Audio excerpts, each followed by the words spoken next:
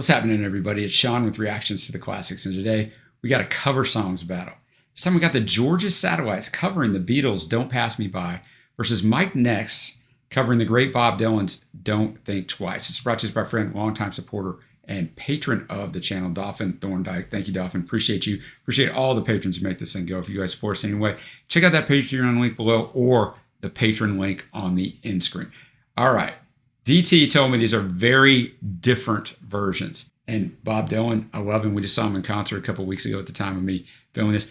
The artist we got the most reactions to up on this channel, the Beatles, which I think at last count was about 80 different vids on them of all kinds of different things. And then Dylan was around 50. So it's interesting. I mean, I know he didn't do it on purpose, but the two most featured artists on this channel. So we're going to start out with the Georgia Satellites, Don't Pass Me By, off the Open All Night album in 1988, their second studio album. Of course, this is from the White Album sung by Ringo Starr. For the Beatles, the Georgia Satellites are an American southern rock band from Atlanta, Georgia. They achieved mainstream success with their 1986 self-titled debut album, featuring their best-known single, I Know This Song, Keep Your Hands to Yourself, which went all the way to number 2 on the Billboard Hot 100. They had 4 studio albums, and DT is very brave, the patron that brought this, because I usually am not a fan of Beatles covers, but this one's not rarefied air. It's Ringo. I love Ringo, don't get me wrong, but it's Ringo on the White Album. So interested to see what they do with this. I'm going to have the lyrics up as always. Thanks again, Dolphin Thorndike.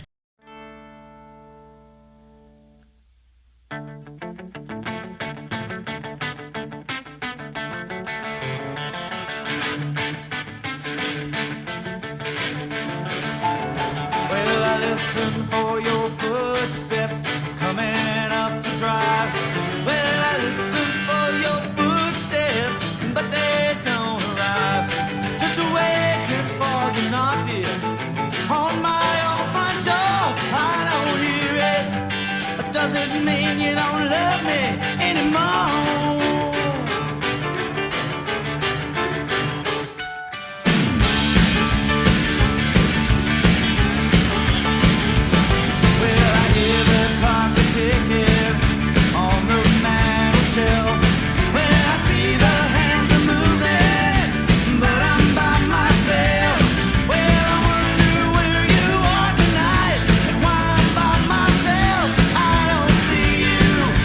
Does it mean you don't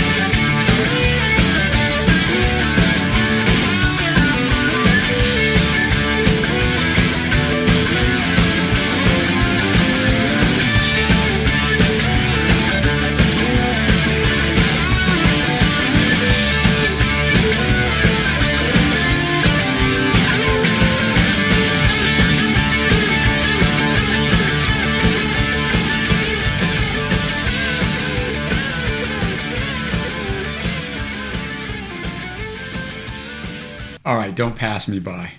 The verdict on that one for me, that was fantastic. I super enjoyed that. I thought the guitar work was fantastic. The drumming was great. The vocal performance, like the way they put it all together, the way they arranged it, it worked fantastic for this song. Now, if you were covering something that, is totally iconic from them, it's tough for me. This was a great choice and really, really well done. And as we move on to our second track, I will mention, of course, we have reviews up of every Beatles album, and then we rank the songs from every Beatles album. So if you want to know what we think of the White Album, it's a 2-part review. You can go check that out. Just look for our Beatles playlist. Now we can move on to Mike Ness. Don't Think Twice, from his album Cheating at Solitaire in 1999. His first solo album. It's the frontman of Social Distortion. This is from Freewheelin' Bob Dylan in 1963. It's the B-side on the singles of Blowin' in the Wind. So what a 45 if you bought that back in 1963. The album, I don't know who's on this song, features guest appearances by my favorite solo artist of all time, Bruce Springsteen, Brian Setzer, of course, of Stray Cats, Billy Zoom and John Freese, as well as members of Royal Crown Review. So the last song wasn't necessarily iconic. You may think it is if you're a Beatles fan. This song, not exactly iconic for Dylan, but pretty close.